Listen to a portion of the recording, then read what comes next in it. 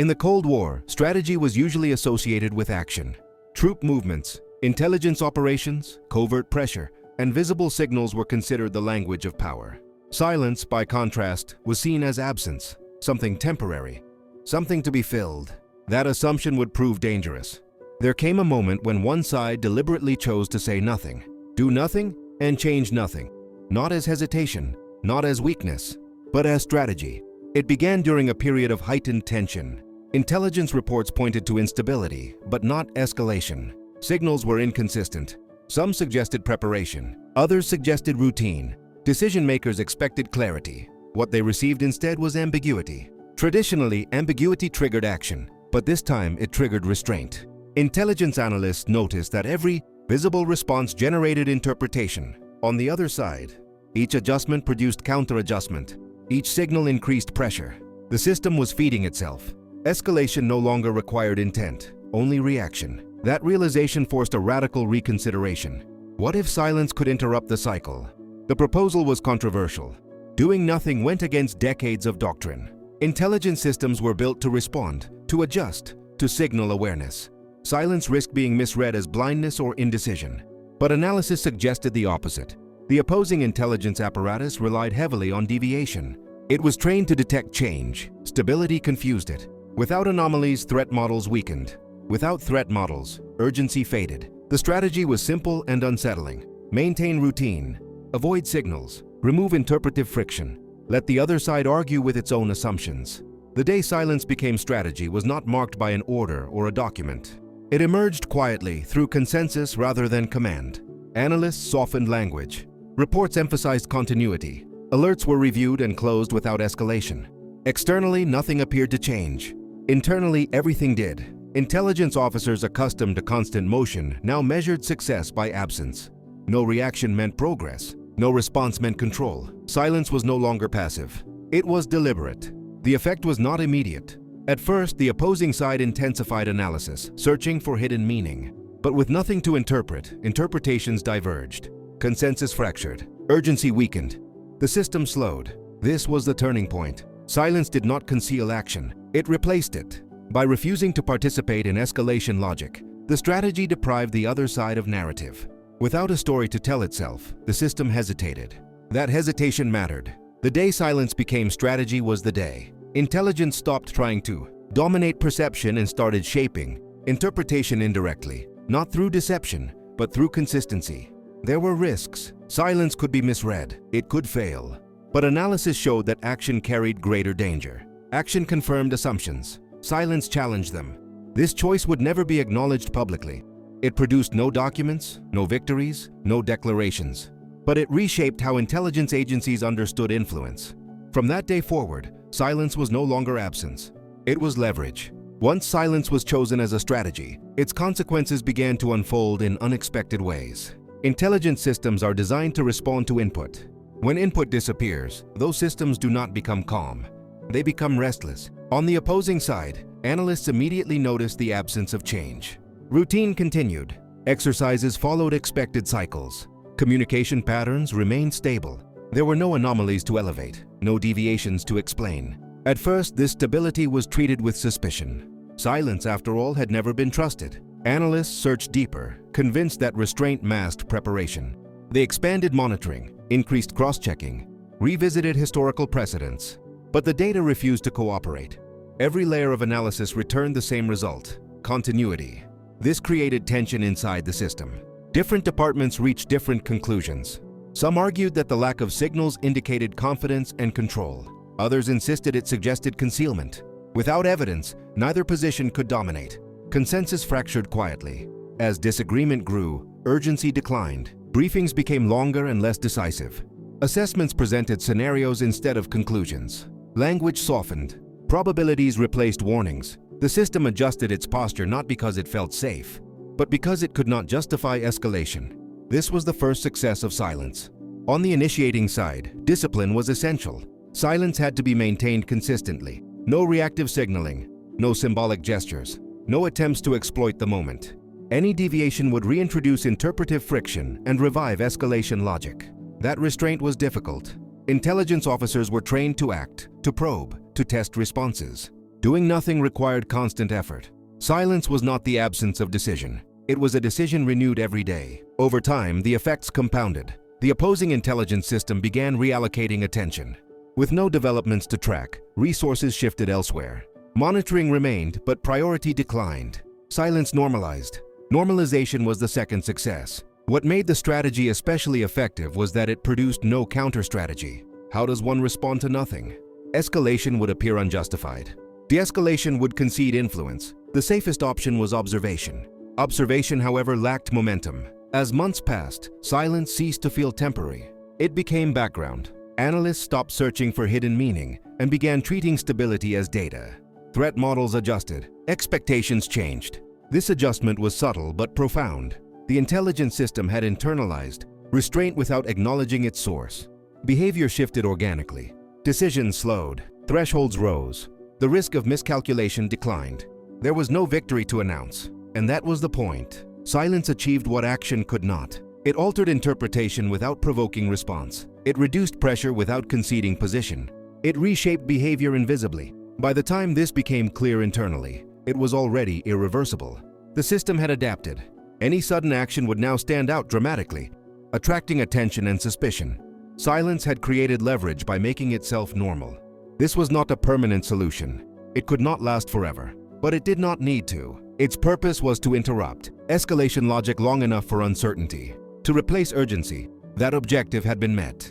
The day silence became strategy was followed by weeks of restraint, then months, and eventually by a realization that the most powerful move had been to remove oneself from the cycle entirely. As silence settled into routine, its psychological impact became more significant than its strategic design.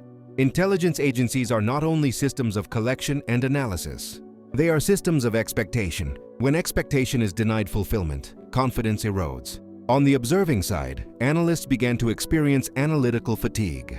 Weeks of monitoring produced no decisive indicators. Reports grew repetitive. Briefings recycled the same conclusions with minor variations. The sense of urgency that once dominated discussions faded into cautious routine.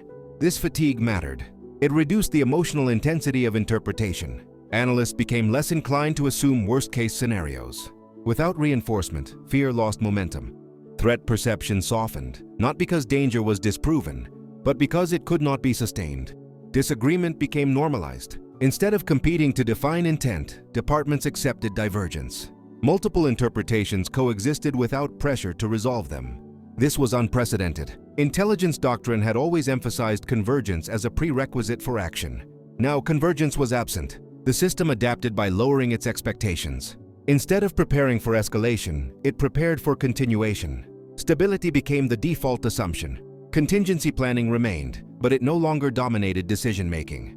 This was the third success of silence. Meanwhile, maintaining the strategy required constant internal discipline. Silence could not become complacency. Analysts on the initiating side continued to monitor reactions carefully, watching for signs of misinterpretation or overcorrection. Any shift could undermine months of restraint. What they observed confirmed their analysis. The opposing system was no longer searching aggressively for meaning. Monitoring persisted, but without urgency. Silence had reshaped perception. At this stage, some internal critics questioned the strategy. They argued that prolonged inaction risked signaling weakness, that influence required demonstration, that silence could eventually invite pressure rather than prevent it. These concerns were valid, but counter-analysis showed that action would reset escalation logic instantly. A single signal could undo months of interpretive erosion. Silence, though fragile, remained more stable than any visible move. The strategy continued. What made this period remarkable was how invisible it was. No headlines reflected the shift. No public statements hinted at change. Yet internally, intelligence agencies had recalibrated how they assessed risk. This recalibration altered long-term planning. Resources were redistributed. Attention shifted to other theaters. Scenarios involving immediate confrontation lost priority. The strategic environment became less volatile, not because tensions disappeared, but because the intelligence system had learned to live without constant stimulus. This was not peace, it was distance. Distance created time. Time reduced pressure, and reduced pressure lowered the chance of miscalculation. Silence had not solved conflict. It had delayed its most dangerous expressions. As months passed, the strategy's effects became embedded in process. New analysts were trained in an environment where escalation was no longer assumed. Caution replaced anticipation. Silence was treated as data, not absence. This generational shift mattered. By the time anyone attempted to reassess the situation fundamentally, the system had already changed. Escalation logic, once dominant, now required extraordinary justification. Silence had reshaped expectation, and expectation, once altered, was difficult to restore. The day silence became strategy was no longer a moment. It was a condition. As silence transformed from tactic into condition, its most profound effect became institutional rather than strategic. Intelligence systems began adapting their internal logic to a reality where escalation was no longer the primary expectation. This adaptation was subtle. Alert thresholds were quietly adjusted. What once triggered immediate review now required confirmation. What once demanded escalation now prompted observation. None of these changes were announced. They emerged through practice, reinforced by repetition. Decision-making slowed. This slowdown was not paralysis. It was recalibration. Analysts took more time to contextualize information. They examined historical baselines rather than reacting to isolated signals. Silence forced patience into a system designed for urgency. Patience changed behavior. On the observing side, intelligence officers grew more cautious in framing conclusions. Language became restrained. Assessments emphasized continuity over speculation. The absence of action was no longer interpreted as deception by default. This shift reduced internal friction. Departments that once clashed over interpretation now found less reason to argue. With no catalyst for escalation, disagreement lost urgency. Competing views could coexist without demanding resolution. The system became more stable. Yet stability carried risk. Some senior officials worried that prolonged restraint would dull responsiveness. That by normalizing silence, intelligence agencies might miss genuine warning signs when they eventually appeared. The fear was not escalation, but surprise. To address this, internal reviews were conducted. Analysts were reminded that silence could be deliberate or deceptive. Monitoring remained active. Readiness was maintained. The system attempted to balance restraint with vigilance. That balance was fragile. What sustained it was memory. Analysts remembered how easily interpretation could spiral. They remembered how quickly certainty could replace caution. Silence had exposed that vulnerability. This awareness acted as a brake. Externally, the strategic environment appeared unchanged. But internally, intelligence agencies had rewritten assumptions. Escalation was no longer the default outcome of ambiguity. It was one possibility among many. This philosophical shift mattered. It altered how future signals would be interpreted. It slowed reaction cycles. It increased tolerance for uncertainty. Silence had forced intelligence to confront its own dependence on stimulus. The most striking consequence was cultural. New analysts entering the system encountered a different mindset. They were trained to question urgency, to distinguish between absence and concealment, to accept that not every unknown required resolution. This training reduced impulsive interpretation. Over time, the system became less reactive and more resilient.